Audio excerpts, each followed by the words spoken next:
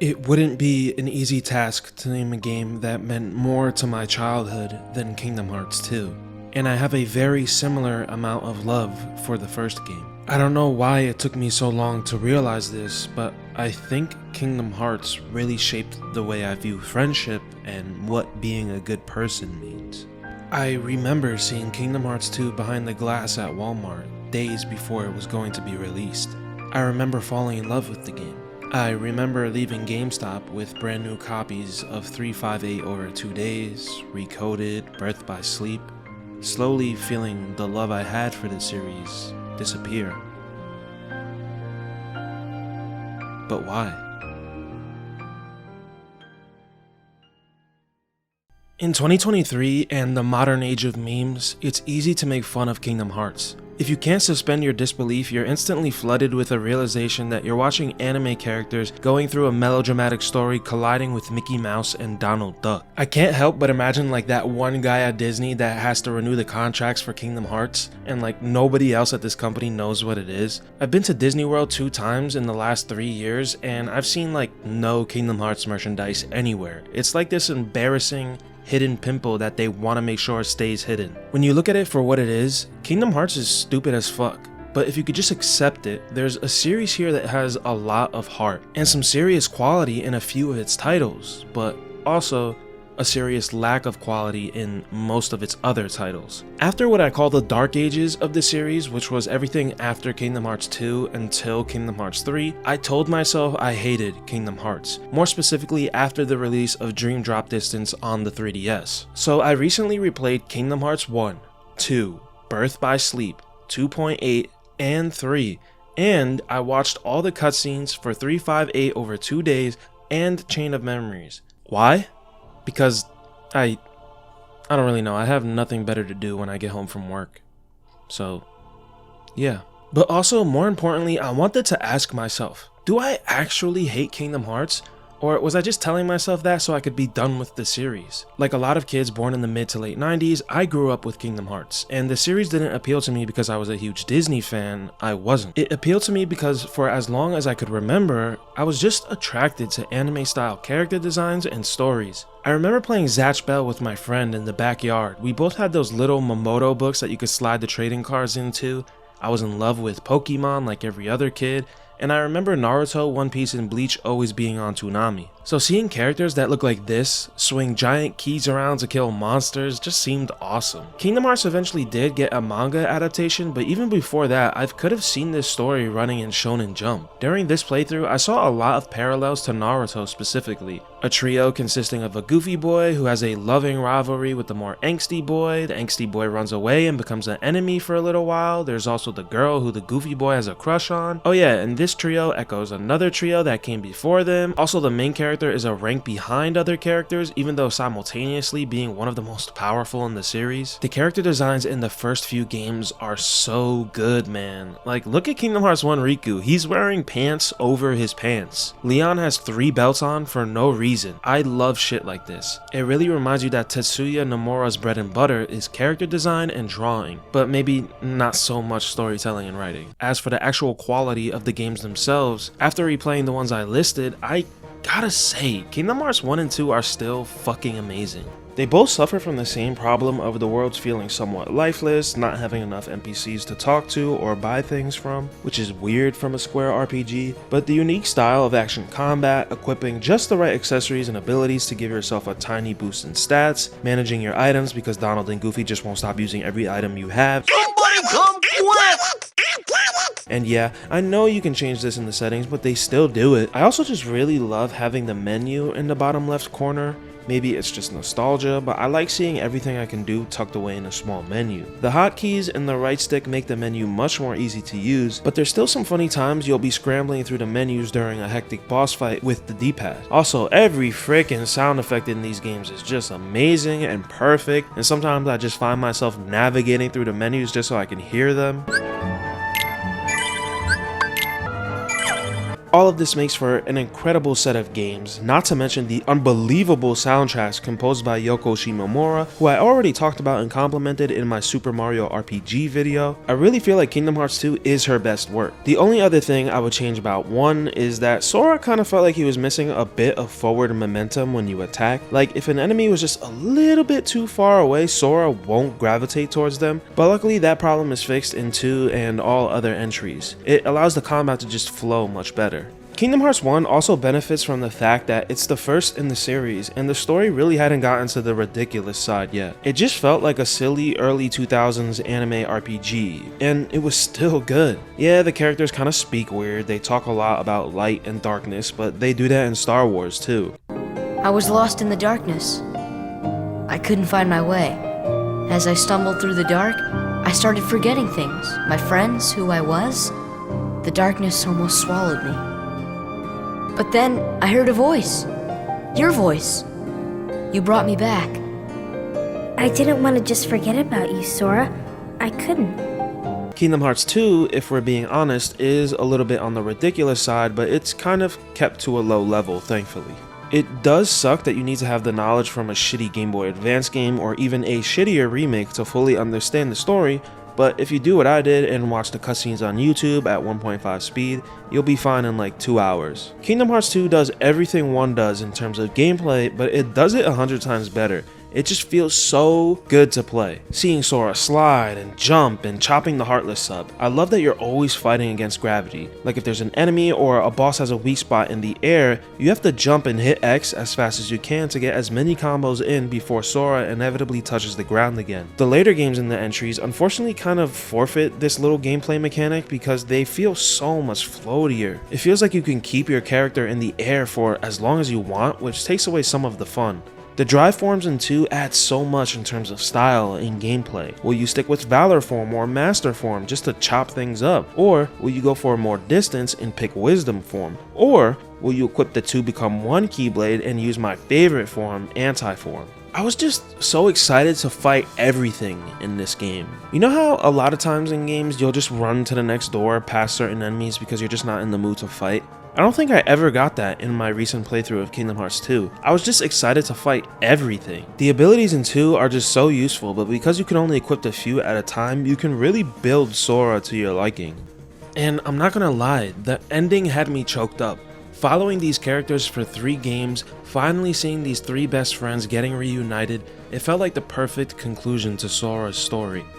And I honestly think if it wasn't for this scene where Sora and Riku find the letter in the bottle, it could have ended right here. If you beat Kingdom Hearts 2 and accomplished certain tasks, you can unlock the secret ending, which I remember rewatching over and over and over again on YouTube. And all of us, back in like 2006 and 7, we all thought this was the tease to Kingdom Hearts 3, the game we couldn't wait for. After Kingdom Hearts 2 is what I'd call the dark ages of the series. Fans just wanted 3 so badly, especially after seeing that secret ending. It felt like every passing year, it was getting more and more impossible, but by the time it did happen, the story was so silly and stretched out that it just didn't feel good to play for most people. When I talk to my friends or go online to see what people said about Kingdom Hearts 3, they mostly just mention that it's not as good as 2, or they just ignore the story now. And I'll be honest, I love the gameplay and I love the little character interactions of Kingdom Hearts 3,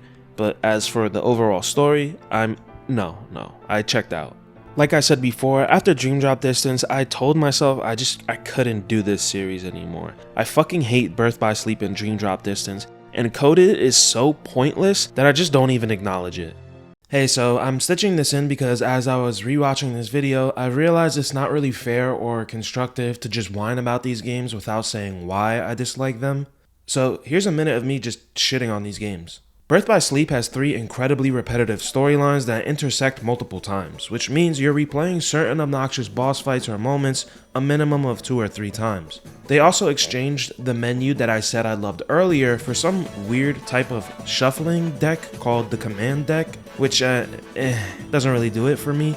and then you have to create new abilities to put into your deck with a synthesis system, almost kind of like a card system mixed with the normal Kingdom Hearts battle system. But having to synthesize like all of your abilities kind of defeats the whole purpose of an RPG, where you're supposed to be getting better and better stats and abilities simply by leveling up. There's also no Disney partners, so oftentimes Terra, Aqua, and Ventus are just talking to themselves, or like the dumbest characters ever, like the fucking mouse from Cinderella or these douchebag dwarves from Sleeping Beauty. They also really want you to feel like Terra, Aqua, and Ventus are 3 best friends, so they keep replaying the same unfunny cutscene over and over and over again. We get it, Aqua. You two would make the weirdest brothers ever. Ha ha ha ha.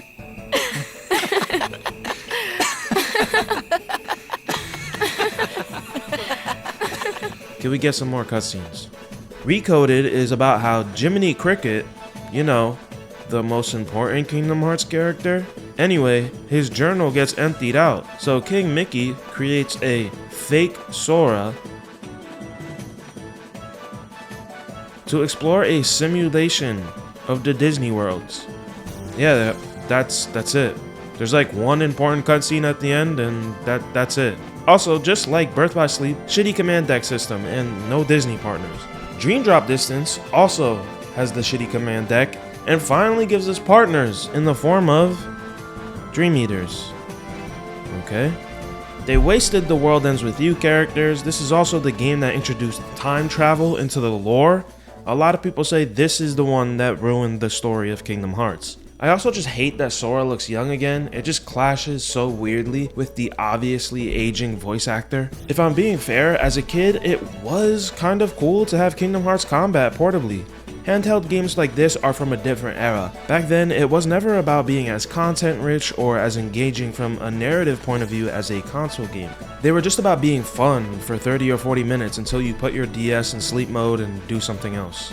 They would never make a game like this in today's era, where you can just bring full ass console games with you wherever you want on your Steam Deck or Switch. Oh wait, I guess I forgot one more game. 358 over 2 days is actually kind of cool. It tells a really important story all throughout. You learn about Axel and Roxas's friendship, and you actually see what's happening outside of Castle Oblivion during Chain of Memories. Xion, I kinda don't understand. She's like a memory-based clone of Sora who can take different forms of different people. The mission structure of this game, I remember even as a little kid, was kind of boring. But the story, man, the story is actually pretty good. I actually rewatched all of the cutscenes before I did my Kingdom Hearts 2 replay, and Kingdom Hearts 2 hit way different because of it. Seeing just how tortured and sad Roxas's story was up until this point was heartbreaking, and knowing who Axel was and his friendship with Roxas just made his story resonate with me too. I really wish they had the balls to have made 358 over 2 days a PS3 game instead of a handheld game. And yeah, that was a hard sentence to say. I feel like even Square knows that some of these games are pointless to play because they didn't even include these games in their Kingdom Hearts Complete packages. They just put in cutscene compilations. It's like such a great way to honor your games. Okay, end of rant. It's probably a basic thing to say, but if you're an outsider who thinks this series is intimidating or kinda dumb, I truly think Kingdom Hearts 1 and 2 are worth anybody's time. And then, I would strongly recommend, unless somehow you became a die-hard fan from those 2 games, don't play anything else. Turn around. Run away. Keep running. Faster. Faster, please faster. Dream Drop Distance is so bad. Run away. Go. But let's just get into where this whole thing falls apart. The first Kingdom Hearts game was like a really strange experiment. There was no guarantee it was going to be a hit with the players, but when it turned out successful, ideas for Kingdom Hearts 2 started forming. But since one of those ideas was having Sora start over in terms of abilities and strength, Nomura wanted something to bridge 1 and 2, explaining why Sora had to start over. This is how the idea for the memory corruption in Chain of Memories came about. So that idea, plus the desire to give kids a Kingdom Hearts experience portably, was the birth of Chain of Memories. There's a lot I dislike about Chain of Memories, but before I get into that, let's get into the stuff I do like really quick. Seeing the Kingdom Hearts worlds and characters in 2D sprites is really cool, and the idea of a castle that slowly steals your memories the higher and higher you climb in said castle is also really awesome. I kinda wish that idea wasn't wasted here. Okay, yeah, that's pretty much all I like. I just feel like on principle, if you have a story idea and you feel like you have to make another story just to explain that main story idea, that explanation is always going to be doomed to fail. I'm going to call this a bridge game. A good recent example is Eiyuden Chronicle Rising, which was made to serve as a prequel to the game that everybody wants, Eiyuden Chronicle 100 Hero. Now, I know what a lot of you are thinking. What the hell is an Eiyuden Chronicle? And if you're not thinking that and you know what Eiyuden Chronicle is, let's be best friends. Eiyuden Chronicle 100 Hero was pitched on Kickstarter as a spiritual successor to Suikoden. 100 Hero was the original idea. Eiyuden Chronicle Rising was a stretch goal on Kickstarter, which means that if they didn't make that amount of money, I guess they wouldn't have told that part of the story, which really makes you wonder, was it even really an important part of the story if it was potentially on the chopping block? The idea of a prequel sounds nice, but since it wasn't the original idea and it was mainly created as a bridge game, it will eventually show. And when Rising did come out, it was hit with some pretty okay reviews. It wasn't bad, but it was nothing special. As for Kingdom Hearts, I'm fairly confident I could sum up all of the important parts of Chain of Memories in like 5 minutes or less.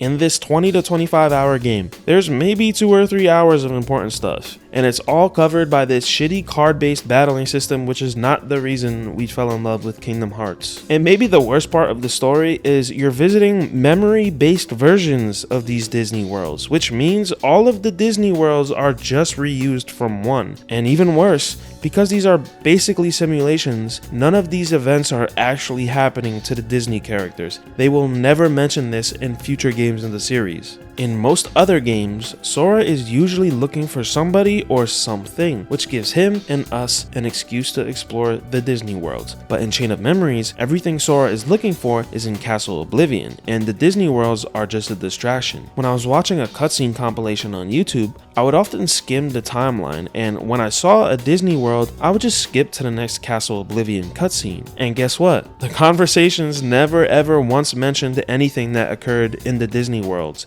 I missed nothing. This game is pretty much all filler. Like, imagine if I poured you a bowl of milk and I dropped in 3 marshmallow pieces from a box of Lucky Charms and I said, here you are, here's your bowl of cereal. That's how this game feels. Like, yeah, I guess there's some cereal in there, but no, not really. A bridge game like Chain of Memories or Eiyuden Chronicle Rising isn't a horrible idea if it's used like this. Main game, bridge game, main game. But the worst thing about Chain of Memories is that it set a precedent, because between Kingdom Hearts 2 and 3, we now had 6 bridge games. When you need to explain your explanations to explain other explanations, the basis of your whole story is weak as fuck. And I know what some of you are probably thinking. Well, I'm taking each game too seriously and I probably shouldn't see them as an explanation or a key part of Sora's story. And I absolutely tried doing that when I replayed Birth by Sleep because it's the second in the timeline. It's almost an origin story to all of these events. But no matter what,